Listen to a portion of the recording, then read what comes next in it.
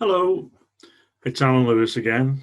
I'm going to continue talking to you about the maintenance of bowling greens. It's now officially winter, although if it's anything like the weather we've had in Shropshire, we haven't really had any frosts yet or anything that might cool the ground. So let's just do a little summary of where we are before we move on to looking specifically at winter tasks. Hopefully your renovation has gone well. Like I said before, it's now too late to sow seed, so don't think about doing any over sowing.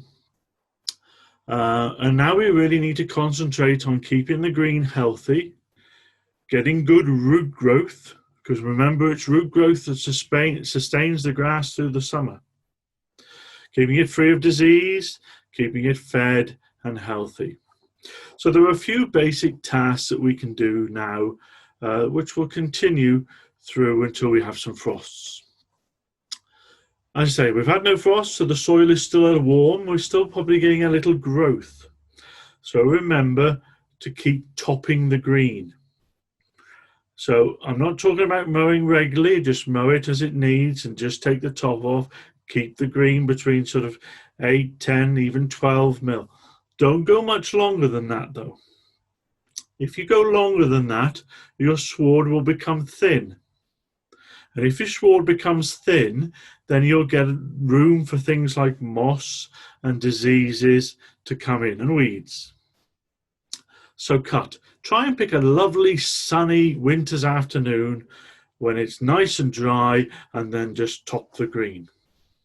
So continue to cut the green, keep in the habit of the aeration.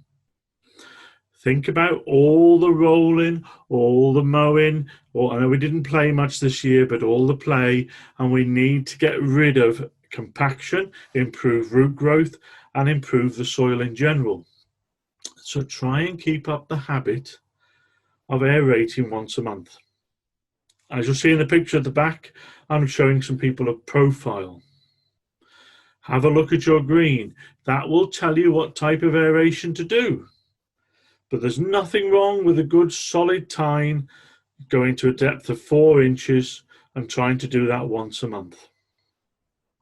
If you can do that and possibly time it when you feed, so you've aerated and then feed afterwards, that will get the feed into the ground. Okay, so the other little basic things is brushing. Try and brush the green as often as you can. If you think about turf diseases, a lot of them are fungal based. Fungicide loves a damp surface to the green. So if you can try and brush the green, like I say, using a Sisis drag brush or any other method, and get the dew off, the green will dry quicker and will give you better conditions for mowing.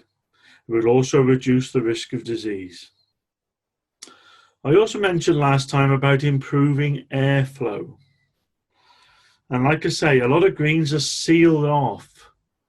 Try and get in the habit of making some gaps for air to flow. If you've got a fence around your green, lift the fence up, put some air bricks under the panels.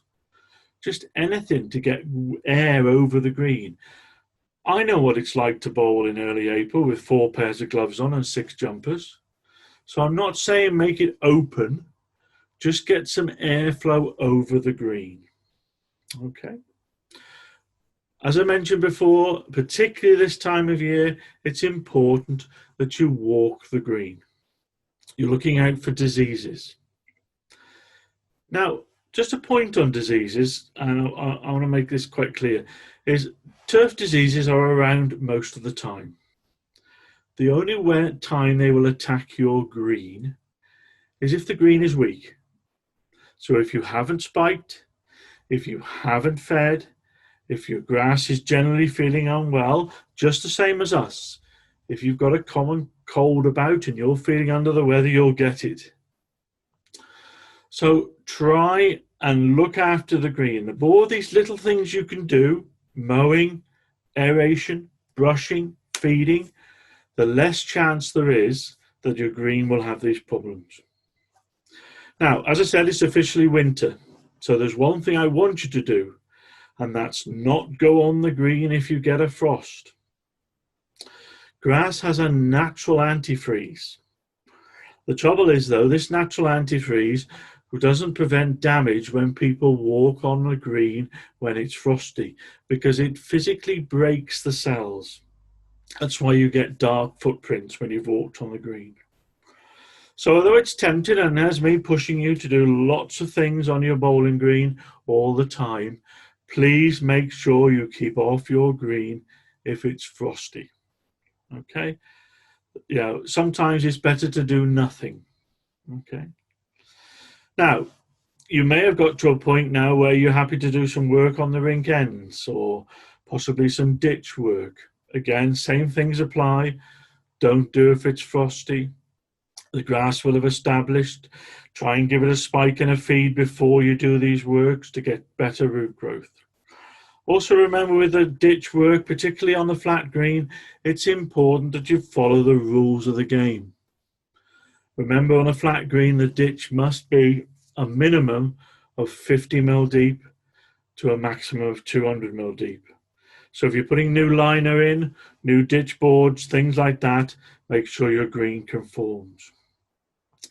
Remember, the other major difference between a crown and a flat green is a flat green must run level into the ditch. So if you're doing any board work, make sure you get the straight edge on it. On a crown green, we allow the green to dip away, because if you get a bit too near, there's always the risk the wood will roll off. Okay. When you do any board work on the edges, make sure you present the board slightly lower than the turf, so that when you get your lovely mower back from servicing, you don't damage the bottom blade because you put the board too proud. I like to spike what the pegs in behind the board, and I knock them down lower than the board. Also consider things like plastic wood. Plastic wood will see most of us out. It's a little bit more expensive, but it will last a lot longer. It's a one-off job. Okay, so summarizing, renovation's gone well.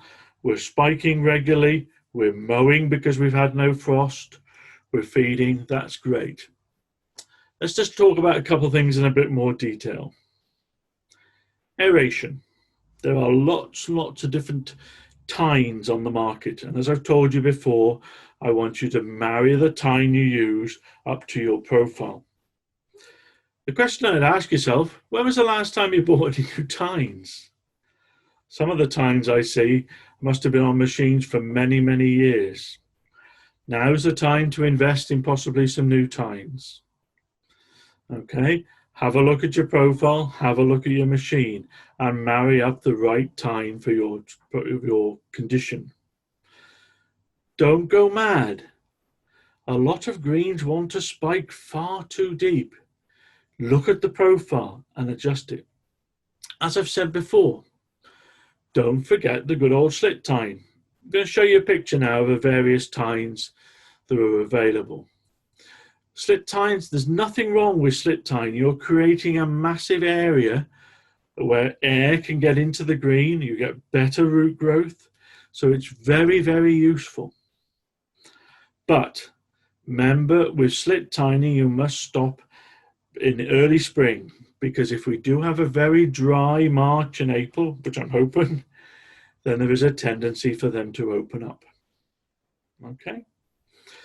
Now, I want you also to consider things about if your green is susceptible to getting moss.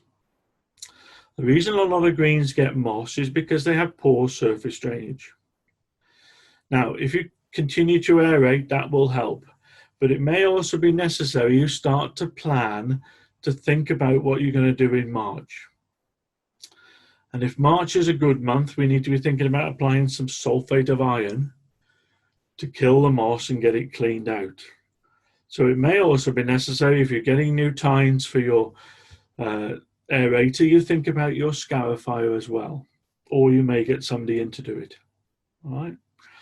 So there's not really major things we want to be doing now. We want to be generally keeping the grass plant as healthy as possible. The more grasses you can get through the winter, the healthier they are, the better they will stand up. And if they stand up, they'll support the wood and it will grow better. Okay. Now, the other thing you need to keep an eye on this time of year is disease. If you do these things like brushing, aeration, keeping the plant healthy, you shouldn't get as much disease. But on some occasions, if your green is prone to a certain disease, you're going to have to think about applying a preventative fungicide. Remember, to apply a professional fungicide, you need to be certificated under the pesticide legislation. In my opinion, for an amateur green, it's actually better and cheaper to employ a contractor to apply it. Now, a preventative fungicide is going to last you around about 6 weeks. So in my opinion, you want to be thinking about applying a preventive fungicide in the middle of December. That will help protect the green, particularly towards the end of December and into January, where often, it's a fairly new thing this, that some cold conditions can encourage some diseases to attack. So if your green is particularly susceptible to a disease, mainly fusarium, think about before Christmas applying a preventative fungicide. If you're not sure, I suggest you contact your local suppliers or a local advisor and just take some help on that. But it's better to apply a preventative than to deal with a disease when you get it. Okay? So, not time to really put your feet up just yet, team, but mow on occasion as the green needs it, aerate regularly once a month, walk the green, brush the green, just general things that will help to keep it. Try and do your feed. If you fed for renovation, you've got to remember a standard renovation feed will only last 6 to 8 weeks. So you're now getting time to feed. If you can aerate and feed before Christmas, this will ensure the grass plant is nice and healthy. Remember, an autumn-winter feed contains phosphate and potash. That makes the cells stronger, and that will help it resist the cold and any disease attack. So, lots of things to think about, lots of regular things. Try and pick nice sunny winter's afternoons, nice little jobs to be doing. But the main thing is keep off that green if it is frosty. Okay, wish you all the best. Remember, maintenance is a lot about a little and often. I wish you all the best, and I'll come back to you and talk about spring in the new year.